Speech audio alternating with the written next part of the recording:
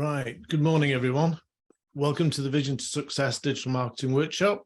This morning, it's on 7 reasons your website is failing and how to fix it, which will be presented by founder and director of Pagio, website builder Daniel Fisher, who I've known for quite some time, and it's been brilliant to watch him develop this system, which he'll be talking about later on, and giving us some really hot tips on what we should be doing with our websites.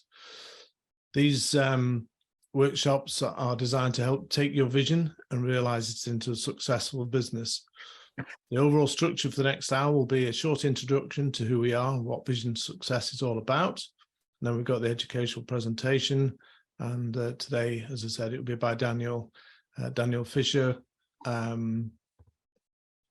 and some reasons why your website is failing and how to fix it. There will be chances to answer questions at the end, but feel free to drop questions into chat, and we'll try and make sure we address them. Then we'll have an open floor if there's anybody who wants to talk about any other marketing issues that they're facing at the moment. And yeah, so let's get on with the show. So for those who don't know me, I think quite a few do. I've been around for quite some time, joined with Charlie. So we've got Cub, which is the digital marketing agency, and then we've got Vision to Success, which is a brand of Cub, which is the coaching, support, training, and collaboration element to it. Personally, I've worked with over 500 companies across a wide range of sectors for over 20 years. And I've been working with technology since 1984. So been around a while, and we've got quite a wide spread of connections across LinkedIn, Twitter, and so on. So just a few housekeeping rules. Please run in speaker view during the presentation and gallery view during the interactive sessions. Use mute.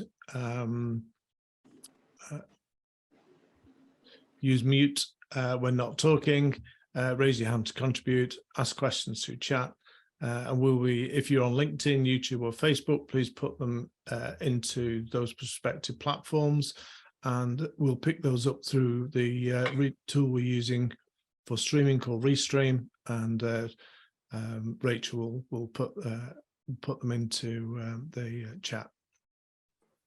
We are recording, and we are live streaming, so if you don't want to be videoed, please keep your video off, but otherwise keep it on.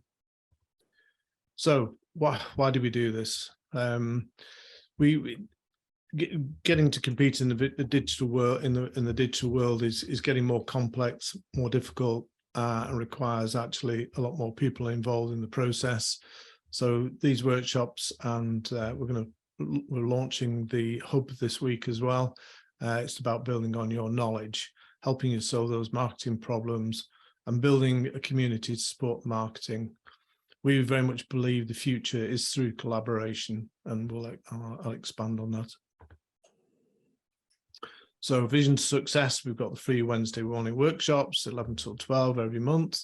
And then if you're into reading, we've got a 60,000 word book that we've published on driving sales with digital marketing, and I suspect we'll have part 2 coming out next year, because things are changing so much. Today, I'm pleased to launch that we've launched our free marketing community, which is our free online marketing courses and forums. And then we've also got paid membership support programs. So for those who need, who want to grow their businesses faster and want some help doing that. And then the app, which I've been talking about, we're currently validating the financial models in it, which is taking a little bit longer. So we're now expecting that to be a January launch. And obviously we do marketing strategy development and implementation planning consultancy. But we'd like to feel that we can help, no matter what your budget, no matter what your ambitions or stage of growth. Hopefully we've got something for you. So this is the details of the book. If you go to Amazon and just type in Drive Sales with Digital Marketing, that'll pop up as an ebook. At some point, we will be publishing it, but there's been quite a lot of changes, and so next year we'll probably do a revision. This is the community. It's free to join. Just a quick breeze through it. There is some more details when you click on, if you type in hub.visiontosuccess.co, you'll see here, top right here, to sign up, and it gives you sort of what you can got available to you. So you can ask a marketing questions. We've got the free workshops, which is what we're running here. There are some forums for you to ask relevant questions to your strategy and so on. And then we've got members can post insights into their own marketing. And then we've got a networking one. So if you want to network, share what you do with others, then that's there. And then these are the 3 courses. They were pay for courses. They're now free if you access this platform. So without further ado, I'd like to introduce you to Daniel Fisher, founder and director of Pagio Website Builder. We had a presentation to a group probably about a year ago, 18 months ago, and it looked a great system now, and Daniel says he's been hard at work developing it, so I'm sure it's going to be awesome, and he's going to give us some really good tips on how to fix why your website might not be working so well, and how to fix it. So I'll stop sharing, and then Daniel, if you want to take over. Of course. So morning, everyone. I'm going to ask that typical question of presenting is that, can everyone see the screen? Yeah, yes. Perfect. Right, we're off to a good start. So again, thank you, Peter, for letting me talk today. And for those of you who don't know me, I'm Daniel Fisher. I've been in the industry 13 years. I started out as a commercial analyst at Badminton Rovers Football Club, went and sold my soul in the oil and gas industry, and then decided to start and run my own web agency. So I've been going for 10 years, doing web and app development. So anything from simple WordPress websites through to complicated systems and mobile app builds. But during the last couple of years, we found that some of the smaller companies really struggled, especially UK-based companies, because there wasn't an online platform that did that hand-holding for you. Yeah, you got Wix, you got GoDaddy, Squarespace. We just found that there was a massive space in the market for someone that was actually customer-focused, not just someone that relied on you to get videos online or a support ticket. So that's why we created Pagio, which is an online website building platform. So why am I here today? So essentially, I'm here to just talk you through the most common mistakes that people have for their websites for small businesses. And this is over my 13 years of doing this. And we see these mistakes every single day. And just by implementing a few of these, it's those extra 1% that'll get you more results from your website. Little stat on the screen. This is a stat that was actually done last year, where so 67% of people referred to your business will check out your website before they make contact. So just to put that into comparison, that means that more than half of the people that refer to you, you could lose before you even manage to actually speak to them. With that said, reason number 1, this may come as something that should be standard now, but if your website is not mobile friendly. So as you can see on there with the stats, just over 57% of all web traffic come through mobile phones in February 2022. So again, that's a massive market. It still surprised me now that websites aren't mobile friendly. Obviously, you could be missing out again on half of your leads from that, and there could be many reasons why it's mobile friendly. And it also could be based on like how your website's set up, the web developers or the platform.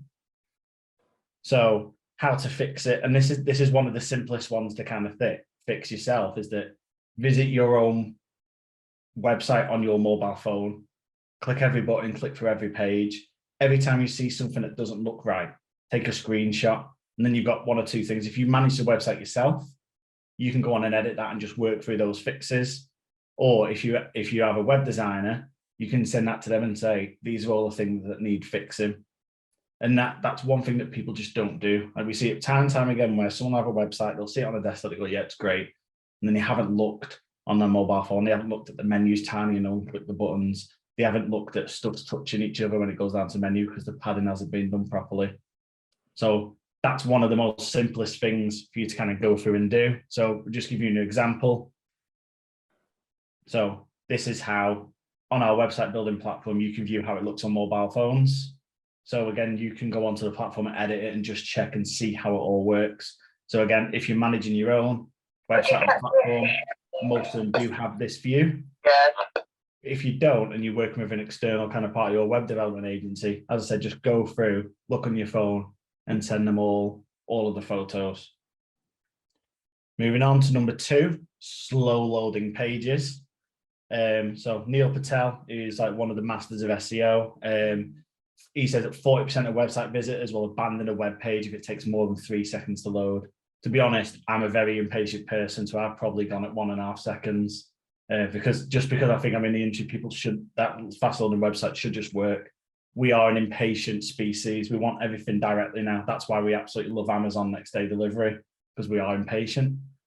So slow down web pages, how to fix it. So the best thing to do is run a test on like websites such as Pingdom, or even if you search for website speed test on Google, there's a lot of free ones at the top. And when you run your website through them, it'll give you lots of different options on the stuff that you can fix. Some of those will be web development, which I'm not going to go through today, because my thing today is looking at how people can easily fix their own stuff. Whereas there's a lot of stuff like compressing CSS and all that techie side, which I don't really want to go into that technical details. So the most common reasons we come across is that the images are not optimized. You're hosted on a slow or shared server, or that you've got a website platform, or you've got multiple plugins like on WordPress where people just pilot plugins on the website because they think it adds value, but it actually then slows the website down massively. And again, Google will penalize you for that. So I'm just going to go through kind of each one of these and tell you how to kind of fix them. So optimizing images, and yes, ladies and gentlemen, size does matter. Image size, that is. So there are 2 ways to optimize your images: dimensions and the file size. And a lot of people don't really get that right. So first of all, the image file size. So what you want to do is try and get your image file size as small as possible without reducing the quality of that image. You don't want pixelated images on your website. But the example I've got on the screen, if you have 10 images that your photographer's taken or you've taken on your phone and they're 8 megabytes each, that's 80 meg that your browser has to load. If someone's out on a mobile phone and just got 3D connection, or they've got a slow internet, that's going to take a while, so then you will lose customers. So it's looking at reducing the image file size firstly. So there are lots of tools online, like you've got online tools, which I'll show you, and then obviously Photoshop, which a lot of people do have. So first one, online tools to reduce the file size. So again, I put some on the screen, so compressedjpeg.com and tinypng.com. What you do with these websites is you'll just load your images in there and they'll reduce them down for you. Obviously, it's not going to reduce a massive, like, for example, you could take something down from 4 megabytes to 500 kilobytes. And what you want to be doing is reducing them as much as possible, as I said, without that. So that's kind of the step 1 to doing it on there. And that's these free online tools that are really helpful.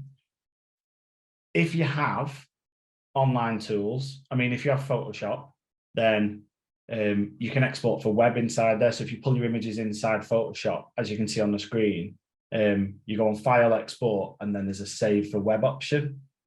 And that reduces your file size massively. So again, if you're big into Photoshop, do that. But if you've not got those tools, go and do it online on the online platforms. These ones that I've just said then, compressjpeg.com and tinypng, and they let you do different file types as well. As you'll see on kind of the right hand of the screen, you can see JPEG, PNG, PDF. There's lots of different things you can actually reduce in there. Next, we go on to image dimensions. Apologies for all the text on the screen. I just wanted to make sure that you can read bits while I'm talking. And when we talk about dimensions on like websites and digital stuff, go off pixels. And as I mentioned before, never upload high-res images from a photographer, because although the images look amazing, when photographers taking on their massive cameras, you're looking at the very least 5 to 20 megabytes per image, which you just really don't want. And when we work on websites, we work on a rule of thumb is that the full width images should be 2,560 pixels wide. And that generally matches up with bigger screens. So that's the image size that we recommend. And that's the ones we always go off. Obviously, the height of the image is based on the proportion. of your images. So for example, a short image will be kind of 2,560 by 400, and then a larger one will be a lot longer, which I do have some examples like here. So again, it's all about keeping the width correct, and then at whatever height the image you want, that is how you do the dimensions. And based throughout your site, based on kind of where you put in the images, we work on that as a rule of thumb. So if you, on the screen, like for the example, if you want an image that's half the web page that's got some text next to it, you're then going to have divided by 2. So your width for that full image should be 1280 pixels. So again, you can go through that figure on the rest of your website. So half is 2,800, a third, I said no, you just round it to the closest whole number, 850, and then 640 and 512 and down. So it depends on how you want to do it. That's how you should do the dimensions of the images. Obviously, you do get the picture with that.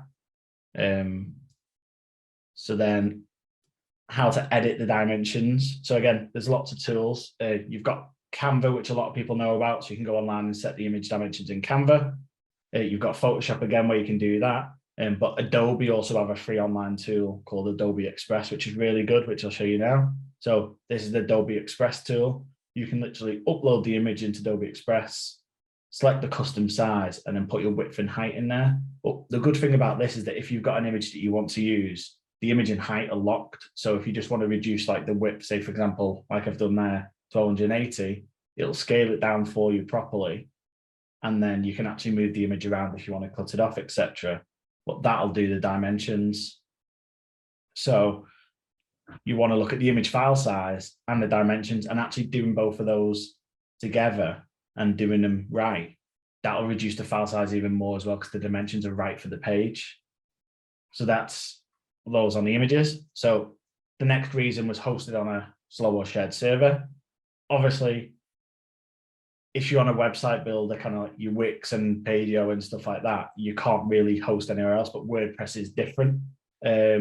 So if you're on a slow or shared server, I'd move your website to what's called a VPS, which is a virtual private server. And this will just speed up your website massively. And as I put on here, Ionis, which used to be called 1&1, they offer great deals on them. So I think you can get your own VPS from a couple of pounds a month, going up to like 20, 30, 40, 50. But to get that performance that you need on your website, you really should be looking at that. So obviously I said you can't do it on website building platforms, but on the WordPress and other custom builds, you can be doing that and moving them along.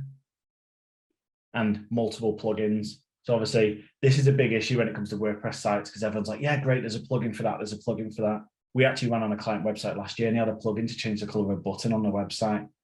And it's just, it's frustrating because there's a lot of things that you don't need. So the rule of thumb for plugins, first question, is it needed? Do you actually need that plugin? People buy a lot of plugins to get told they need it, and they're plugging in trying to put lots of stuff in there. Well, when in fact they actually aren't needed. And if there's actually plugins you don't use, delete them. Second question, can I do this function without a plugin?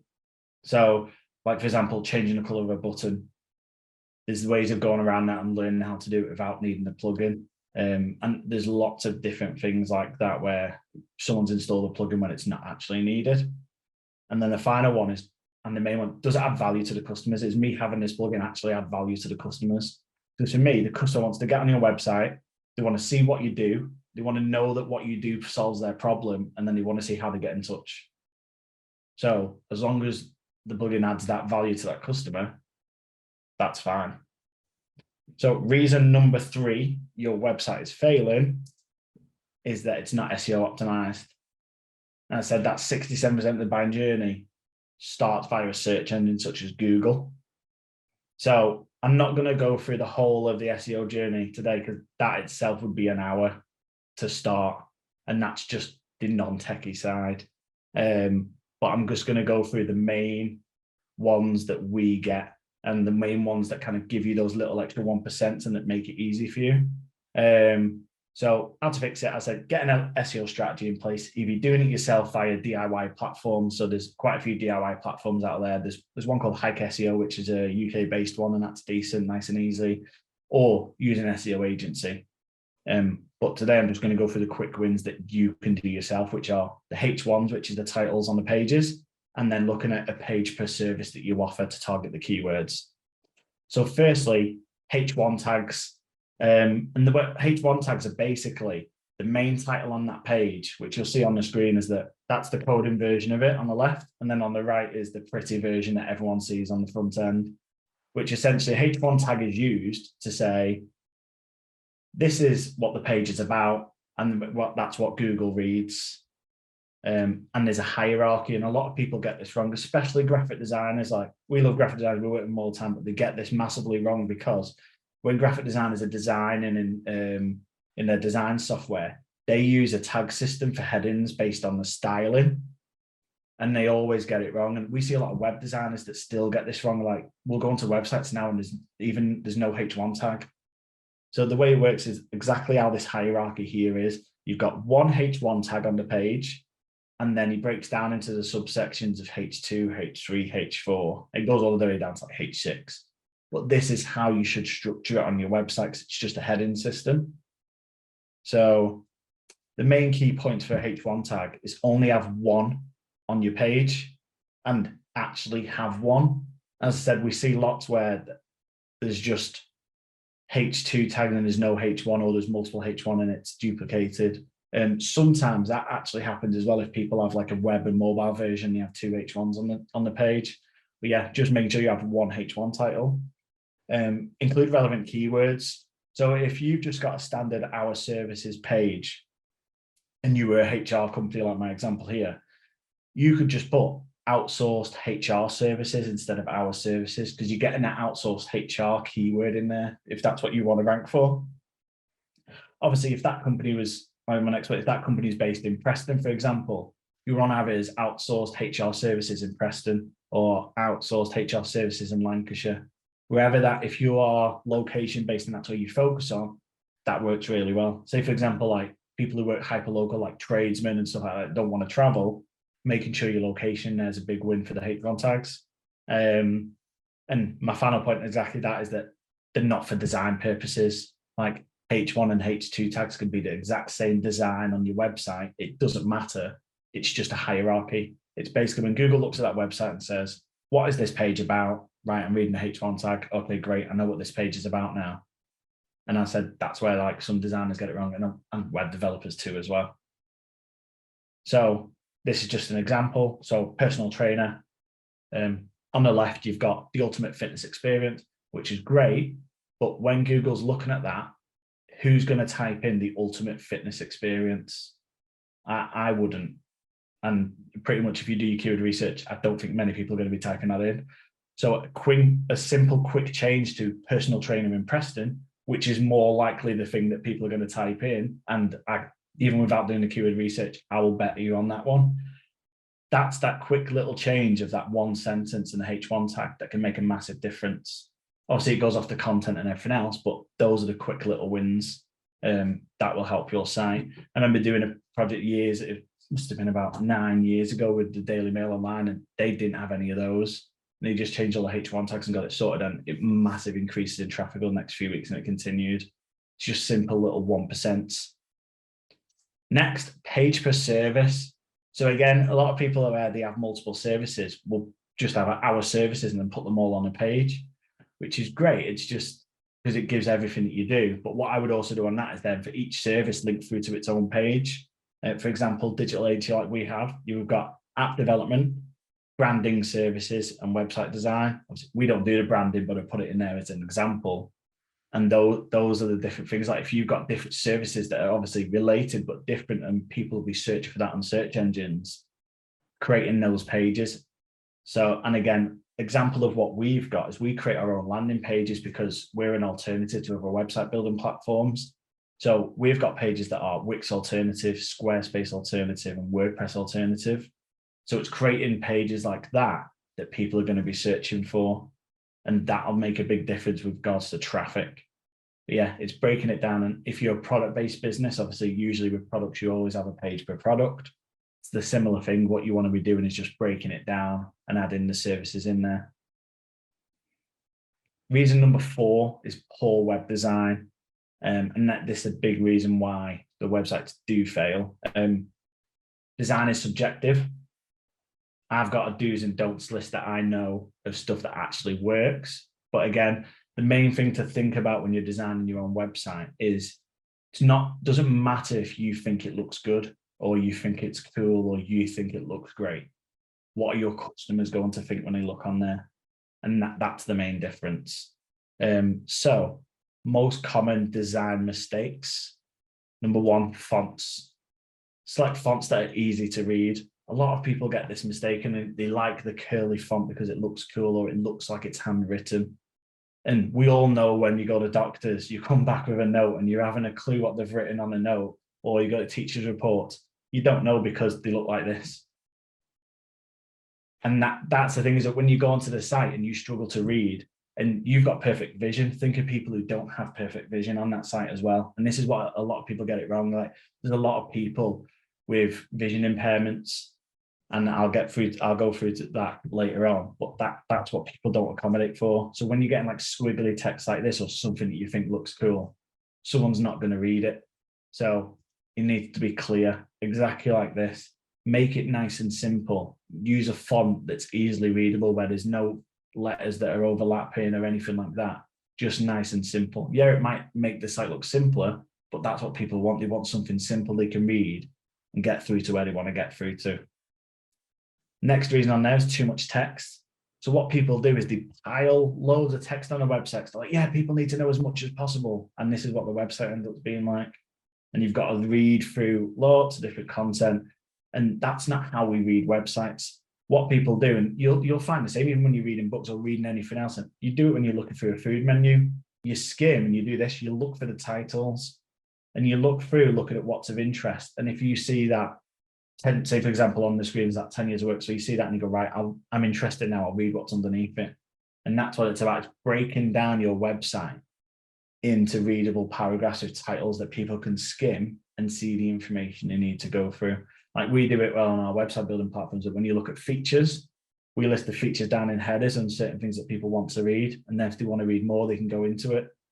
And that's what the websites need to be like. So if you just throw loads of text at people, or say, for example, bullet points, and there's 12 bullet points that are all 2 sentences long, people aren't going to read it. And it's likely that one of those bullet points is the thing that person's looking for, that the thing that makes them want to buy, and they're going to miss out because it's just not laid out properly. Next reason, using bright colors. Again, a lot of people struggle to read bright colors on a page. So this is a horrendous example. If you look at that, that's not something you want to look at. That is an eyesore. But believe it or not, we had a client that did one of these recently because they're all colorful and they're all bright and they want to do it that way. And it just doesn't make sense. I get it, it's their brand colors, but what you want to be doing is playing on the accent. Like you can use a bit of the colors and images and other stuff. So for example, make that one better. You just clean it up, make it nice and simple. Like use the blue on the numbers and just keep it nice and neat. Because again, people can easily read that. And then next one, stock images. So for example, put 2 examples on the screen just to show a difference. And stock images can ruin a website. So we'd always suggest getting your own photos done, but we know that's not always capable because someone might not be able to afford to get the photos done, or you can't actually get photos done for certain different reasons. So what we say on that one is just avoid using generic stock photos. So you'll see the one at the top. That's a very generic photo that you can tell is. The one on the bottom right is just a bit better. And the example I was coming up with on there is that using images to show happy customers of what you solve. So for example, if this was a HR company, like I mentioned before, you're looking at that top one going, hey, we create happy customers or whatever else, or happy workforce. You can tell that's an American stock image, where the one on the bottom right looks a bit more warmer, a bit more realistic. And there's lots of free websites for that. A lot of them are American, but you can find some good stock images if you try. As I said, I always recommend getting your own than adding a bit of your own personality, but budget or circumstances may not work. So yeah, just look for some decent stock photos. Even if you know a graphic designer, they can go and do that for you. But yeah, there's lots of websites called like Pixabay and Pexels and stuff like that. There's a lot online. Another design is cluttered menus. So people have too many menu items at the top, and what it does, it confuses people. So when people have more than 7 items at the top, and it's like the rule of thumb, people can come like frustrated and clustered because there's too much information there and they can't take it all in. I said people like to skim. So for example, you'll see this website here. You got the company at the top, you got the menu, the phone number, all the social media links, and then you've got the call to action button. There's a lot going on at the top there. One thing that I always say as well is I always tell people to avoid the social media links anywhere near the top of the website. And this is a personal thing for me, just because when they've landed on your website, so you've done something well to get them onto your website. And we all know what it's like. We can click one of those links now, click on Facebook or click on LinkedIn, just to go and check out the company. Next minute, whilst you're on a social media platform, someone messages you, you get stuck in that message and you forget, you talk to that person. And the next minute, you know, I need to move on to the next thing, close the tab down, your website's gone. So what we do on this one is you just neaten up that top layer so there's not too much and you're limiting to those 7 items. Yeah, you can use drop-down menus if you've got a lot of services. It's just not trying to limit them. So the simple fix for this one would literally be that. Keep it nice and simple. You've got your menu, your contact, your call to action in the top right, and then you've got enough of the information there to then kind of get where you need to go. I said that person wants to land and within 2 or 3 clicks needs to be at the place they want to be at. So next up, text over images. And again, people with eyesight issues, it's hard to read text over images sometimes. And people also get it wrong where they put text over images in an image, and Google can't actually read that either. So sometimes it is damaging your SEO. But what we generally do is you have an image background and then text over it as in like a text element. And what we suggest to people is using like an overlay on the image. So for example, this is one example. So again, the one on the left, you can't really read that greatly because of the background image. There's no overlay, whereas the one on the right, yeah, it does deteriorate from the image slightly, but you still get the same effect and you're able to read the message. We always try and tell people to try and avoid putting images over text, but sometimes it does work. Here's another example where it's slightly hard to read. You can't see the company or anything like that. So just by adding a little overlay over the image, a bit of color, that then is like 10 times easier to read. And it's just little things like that. Next one, and this is one of our main pet peeves, is hidden content. So a lot of people do it where they use sliders or like the typewriter effect. And I put it like, but it looks cool. It doesn't matter if it looks cool if your customers get frustrated reading it. So for example, the animated typewriter effect, when you start reading a sentence and all of a sudden it deletes and another sentence comes in, or it deletes again, and you're there just trying to read the sentence. It's not good user experience, and you see it so many on different websites. And I did this a smaller version of this presentation recently. One of the people in the room were like, yeah, I've got that. And I was like, yeah, I know, I saw it. You're one of the main reasons I put it in, because people want to just be able to read what's there. And yet it might look cool, or people say it looks good because I work at a computer, or I'm a virtual assistant, and I type stuff up. But it doesn't matter. If people can't read it, or it doesn't bring value to the customer, stop doing it. Next one, sliders. So this is where a lot of people get wrong. So with sliders are great for, say, for example, portfolios or images and galleries and stuff like that. But a lot of people put like the services in sliders. And general rule of thumb is that people also go through 2 or 3 times the different sliders. Like you remember when you go into like what was like the old game shops, and you used to sell the posters on the wall, and you flick through trying to find a poster, you probably get halfway through and be bored and you won't get to the end. And that's what people do, they just stop. Exactly what they do on a slider. If you've got 5 services, like I mentioned before, if we said, oh, we had web design, branding, app development, marketing services, and printing, for example, let's say those 5. If I had those in a slider, I bet anyone of those last 2, hardly anyone would inquire about, because they'll flick through and they won't get to the one, and that might be the one they're actually looking for. So you're actually hiding content from the people who want to read it. So we always say, like, try and avoid sliders based on your proper content. Yeah, portfolios or images and a carousel and stuff like that, great. But don't be putting your main services. Like we see it constantly where you land on the website and you've got a slider at the top and there's 3 or 4 messages in it. And that's not needed. You're just hiding content from that user, because again, that 3rd and 4th message would probably be missed. And especially if it doesn't automatically go. And a lot of times, as I said before, with the typewriter effect, if you've automatically got your slider sliding through, someone's reading your content, and next minute it's sliding through to the next one. It's just a frustrating user experience. So again, just keep it simple. So next up, no call to action. So I just refer to them as CTAs because that's what we do internally. But common mistake is that you just don't tell your visitors what to do next. So you're on a website page, you get to the bottom and there's just nothing in your footers there. You're not telling them what to do next.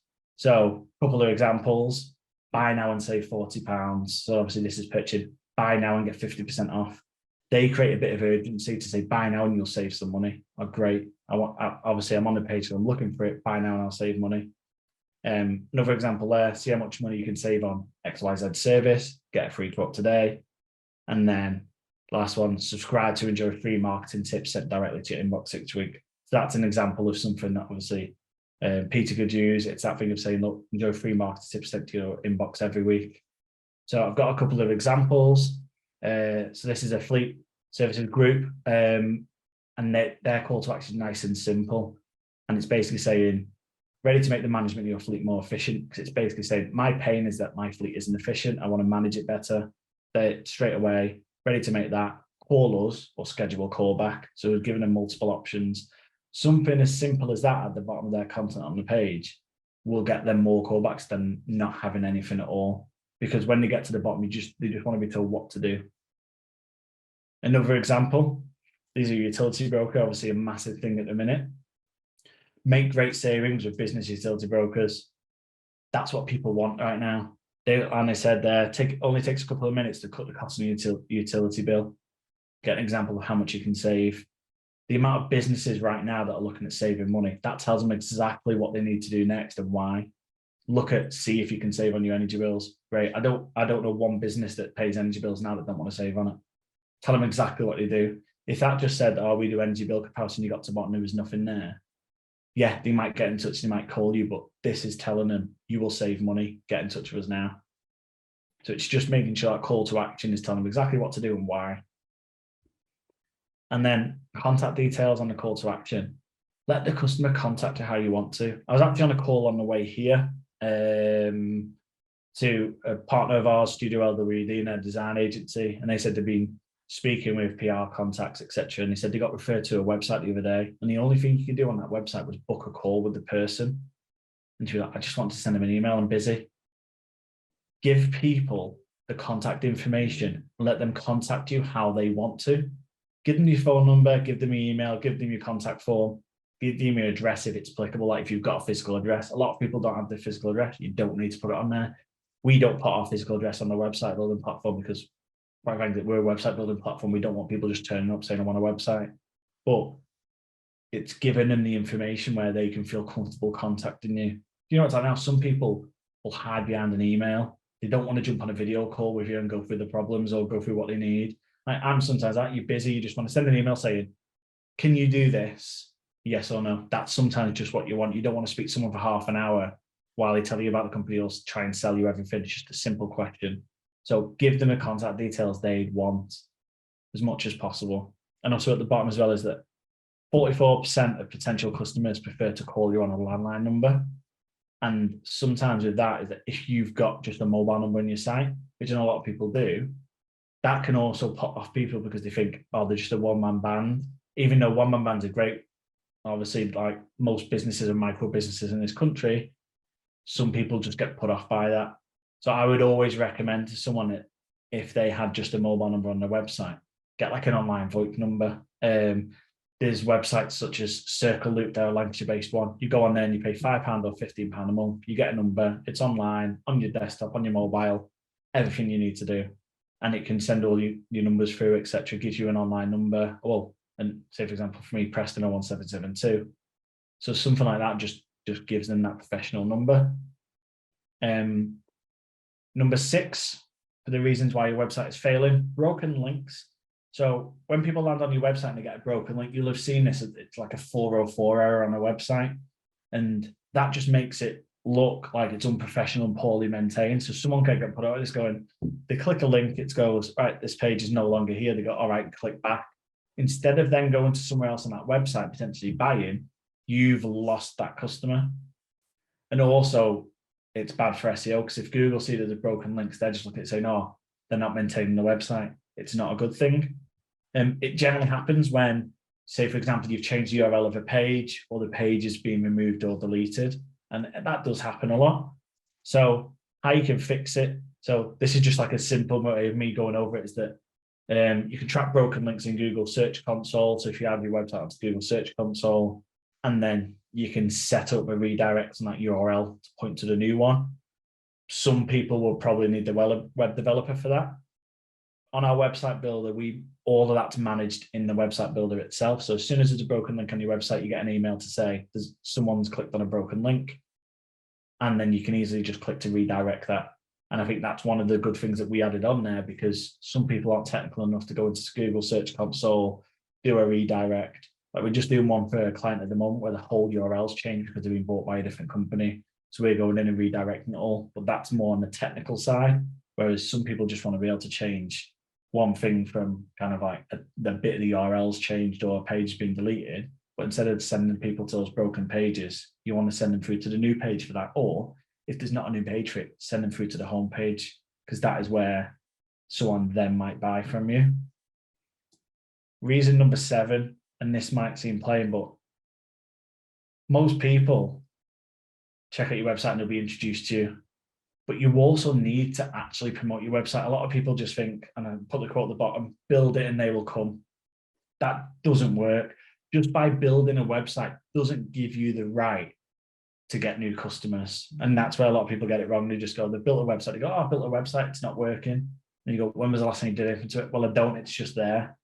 And it's all great. And a lot of people have a website for reference, but that reference still needs to be correct, because when people visit it, they're going to visit it and then they'll decide and get that perception of you before they come in. It's like when you walk past the shop. If you walk past the shop and the sign's falling off and it looks a bit scary, you look at it and go, probably not the place I want to be going in. You're looking into a restaurant and it's dirty. You're not going to go in there and eat. Well, some people, I probably might, depend on what the food was, but you're going to put people off. It's all about appearance and perception.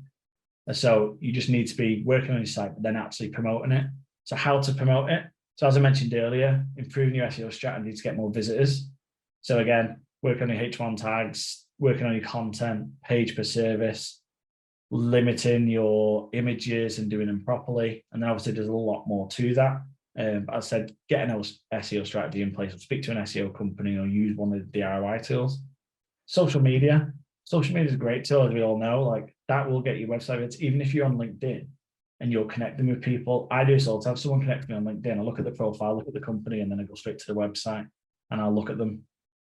That there is potential, because if you're connecting with people you potentially want to connect with, or a referral partner, or someone you want to sell to, they're going to be coming to check your website out. So the social media side is really important. Obviously, paid social advertising. So obviously you've got Facebook, Instagram, LinkedIn, YouTube, obviously TikTok and stuff at the moment. So you can look at those and look at whether you think that's worthwhile for you. And then pay-per-click advertising, Google ads, Bing ads.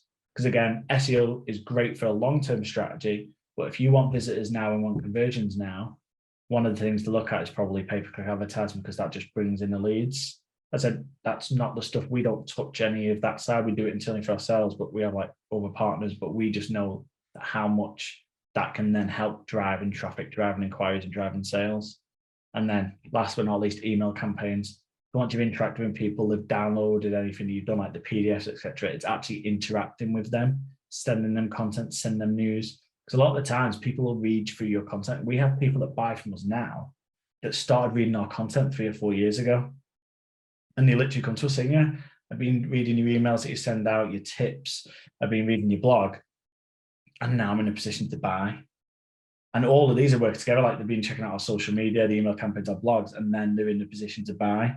So people just linger. People literally just spy on you and stalk you until they're ready to buy.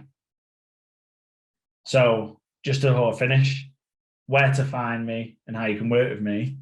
As I said before, we're Pageo, we're a website builder. Our key features that we're easy to use website building platform. So you can drag and drop all the items. You can see the example on the screen. You just drag and drop the items into place where you want it to go. You have a UK-based support team, so you can jump on a video chat, a normal standard phone call, email, any way you want to interact with us. Like I said before, you can. We actually jump on and show you how to edit it and train you as well, just to make sure that you get the best out of that. No other platform does that. There's only one online shop, one that I know that are actually local as well, EKM. No one else does that. There's no added cost. So every feature we ever implement for life is included in the monthly fees. We don't believe in charging extras for plugins or any extra features, etc. It's just not what we're about. We're tried and trusted. We are rated excellent on Trustpilot. We're ethical, so everyone who signs up to our platform, we plant trees and support climate projects around the world. So we're just on 6,000 odd trees, but by 2027, I'm going to plant 1 million trees. So people do call me a tree hugger, but I don't mind. So yeah, 1 million trees by 2027. And then finally, we'll transfer your website for you. So if you're on a different platform, such as Wix, Squarespace, GoDaddy, any of those, we transfer people for free. And it's just to get them on a platform, show them how to update the website. Because again, there's a lack of customer support. And especially with smaller businesses, WordPress is an amazing platform. It's just you don't need to be updating plugins every month or messing around. Or sometimes you don't know how to edit the website, and there can be a lot of issues. And we've seen it all over the years, like put people on WordPress constantly. No matter how many times you tell them you need updates, they don't do it because they don't know what they're doing. They get a bit frustrated with it, or they look in the dashboard and it just looks too confusing. They're out of it. So yeah, so pageo.co.uk, as you can see on the bottom of the screen. And then this is the final bit of any questions for me. And if you want to connect on LinkedIn, that is the link, the QR code to scan. So yeah, any questions, I'll open it out to everyone. Yeah, so we've got a couple of questions. Thanks very much, Daniel. That's absolutely brilliant. You know, some fantastic tips there. And if your site's not performing, then that's certainly a great place to go. But if you throw your hands up in your air and you go, whoa, I can't do this, then as I say, you can transfer your site free to Daniel's platform. So that might be an answer as well. We've got a couple of questions. One from Teresa Jones, a question regarding H1 tags. If you have multiple products that are similar and would have similar keywords, is that okay? Give me an example. So I would imagine something like you might have car cleaning service, and you might have car detailing service, because it's those are so those are different things as well. So if they're two different, like you said, car cleaning, car detailing, they're actually different things as well. So that's fine, because they're different product.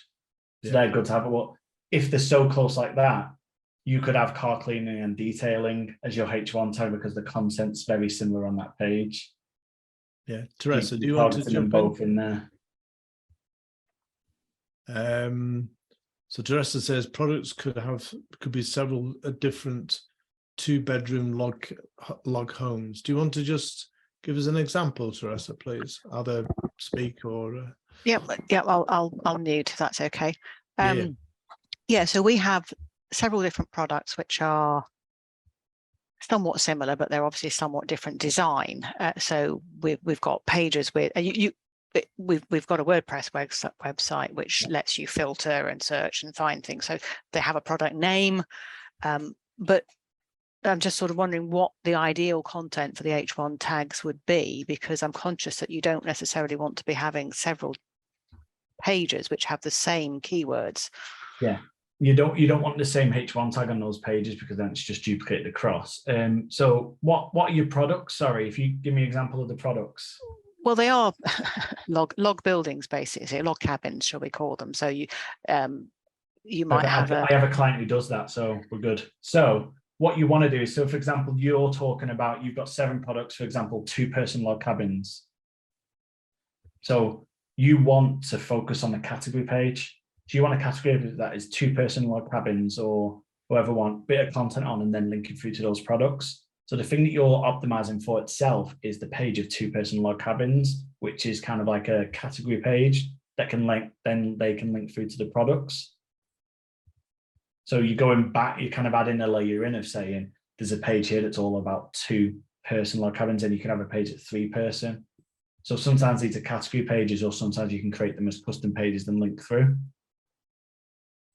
And that's generally how, obviously, the way you do it, you have different names for the cabins, I assume. Yes, each has a name, a brand name, if you like, of that particular one. Yeah, that makes sense. And then what differentiates the log cabins? So from Style. one brand name to another brand name, or one log cabin The to the other? style, really. Yeah. See, so you might have three things which are fairly similar in terms of, okay, they might be a slightly different size, but still have 2 bedrooms, say. That might be one option. Exactly. Go on the size. So you're looking at size or features. So for example, like with ours, it's like kind of like you can do it based on 20-foot 2-person log cabin, and that's your differentiator. But I'd always have that extra page of the 2-person log cabins just before, so then you've got the multiple layers through, and you just build in a hierarchy to get to the product pages. Okay, that's helpful. Thank you. Okay, so thanks very much for that, Teresa.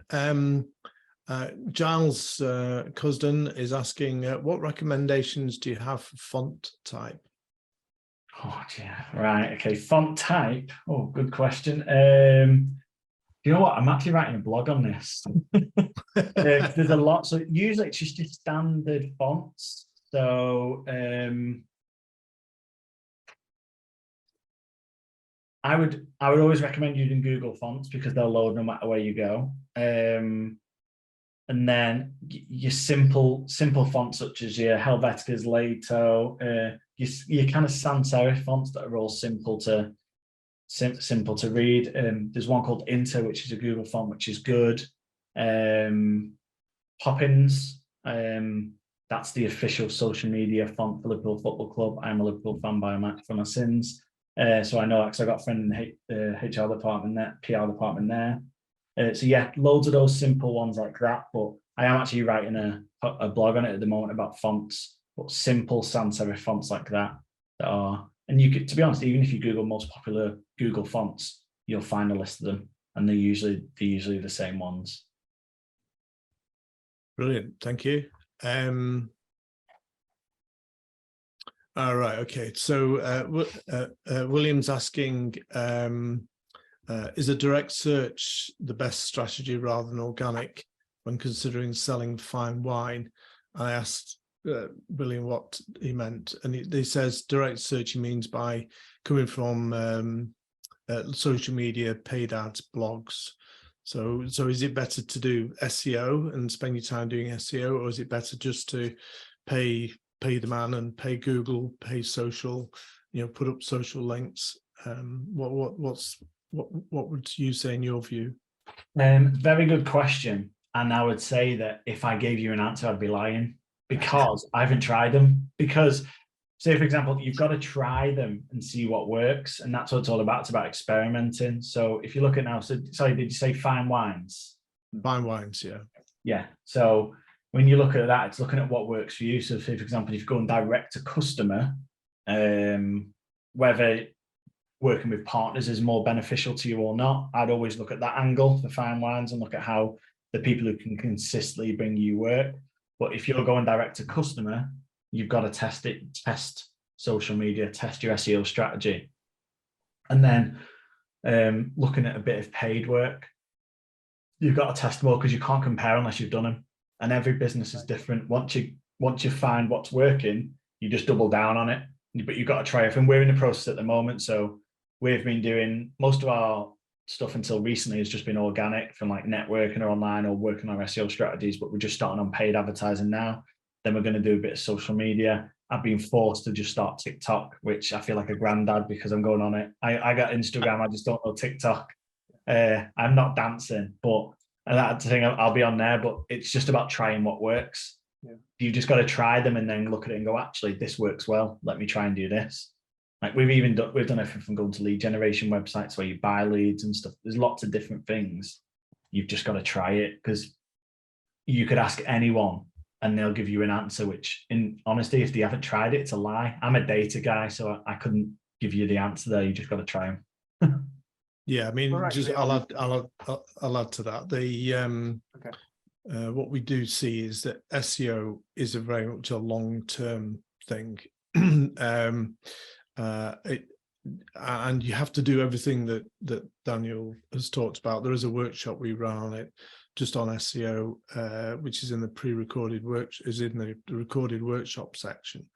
But what we're finding actually is, if you're selling products and things, it might be worth doing little blogs on wine, on YouTube, pushing those out on social media, and sort of well, you are I know you're a wine expert and you've got some really interesting wines, is actually to really embrace video, and to get that out to social media, talking about a bottle of wine a week, and then you can drive people to your site. Is probably now, because I know you and I sort of have an ongoing conversation, because you have got a bit of a challenge, but just recently we've noticed that video is going to be massive, and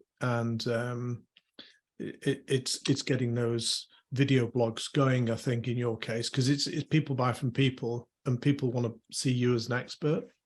And everyone knows Gary V, I assume here. Sorry, Gary. Gary Vaynerchuk, American guy. I do, I know, yeah. What did he start doing online? Videos of wine. That's where he started. Right. Really? He started by doing videos of wine. His dad run a wine company. He started creating videos because he took over helping his dad. He started doing wine videos. He's like, and even he said, he's like, who wants to listen to me talk about, I don't drink wine, but I'm just going to say Chardonnay or Sauvignon Blanc or whatever. And he goes, people were listening to me, looking at it, interacting. And then all of a sudden I start getting orders of cases of wine. Yeah. It's that type of thing. Whereas if you know the subject and you're passionate about it, and even if you go on YouTube or TikTok or wherever those platforms are talking about it, people will see that, because when people are interacting, the algorithms of social media will point them more towards you. And as Peter said, the video side's huge at the minute. That's why our guys are forcing me to do it. But yeah, just looking at stuff like that, I wouldn't say it's going to bring you immediate overnight success, but just consistency. And to be honest, you'll probably enjoy doing it. It's content for people to see. And if they know you know what you're talking about, they'll ask questions. And when they start asking questions, that's when they're likely to buy. Yeah. I mean, sorry, William. I mean, the thing is that tasting sessions are, I think we've been doing a lot of tasting sessions, but I think that it might be a good idea to video them. But then you've got to ask the customer, whether they agree to that. And I think we have spent, going back to the SEO, we spent a lot of time trying to fix our own SEO, using Mars and even Ubersuggest as well, and it just hasn't worked. And we're on Google Analytics, and that gives us the most of the people who are landing on our site are from organic. So that's why we put the SEO work in. But I mean, there's quite a large percentage actually direct. So I'm thinking possibly if we go for the direct, that might be a good way to see if the sales are affected. So question for you then, are you looking at targeting people who want to do wine tasting, or do you want to target people who are buying direct? Because I know wine tasting will turn into people buying direct usually. Yeah, exactly. Yeah, we want to have people buying direct. Right. Okay. Yeah. So we don't have a wine. We don't offer that service at the moment, but we just sell wine. That's all. What I would do is, if you're doing a wine tasting, I would go onto these coupon companies or anything like that. They've got a massive market. Yeah, you're not going to make much money on a wine tasting, but think of the customers you'll get on the back of it. It's like going to a networking event. Don't get paid to go to a networking event, but if you cover the costs from the fees of that and what you give to the platform, like Voucher and all these lot, or even the other ones like Virgin Experiences, that type of stuff, you can get listed on those. That will drive the traffic of people doing the wine tasting, maybe at a tiny bit of a loss or breaking even, and then it's the upsell of the wine that you'll get. That's what I would do. Yeah, good. Thank you. Yeah, and with the videoing, I wouldn't actually video your clients. I would do a virtual one. So, all right, pretend this is a bottle of wine. Yeah. Just like do a piece to camera. It will be later, but not now. No, right. And just sort of show the bottle, talk about it, and then and say if you want to try a bottle, then or whatever. But so you've got it controlled. You buy a decent microphone, get some decent lights, and you can do that as a piece to camera. Yeah. And so you could do that easily once a week. I would suggest, and get that on TikTok, because I'd imagine that would go down quite well. Everybody's on TikTok. Even I'm on TikTok. So. If you want to see rolling videos, you go onto TikTok. But a law marketeer, I noticed had gone on TikTok. The Prime Minister's on TikTok. Right. Okay. I think it'd be great. We could try it. Yeah, we would try anything. Yeah, well, you can load the video onto YouTube and so on as well, and put it onto social. Yeah. And put it onto LinkedIn, because that's where the dudes are with the money. Yeah. And I think I think that, so is the changes we're seeing. Our video work, we do video work, and it's just taken off recently.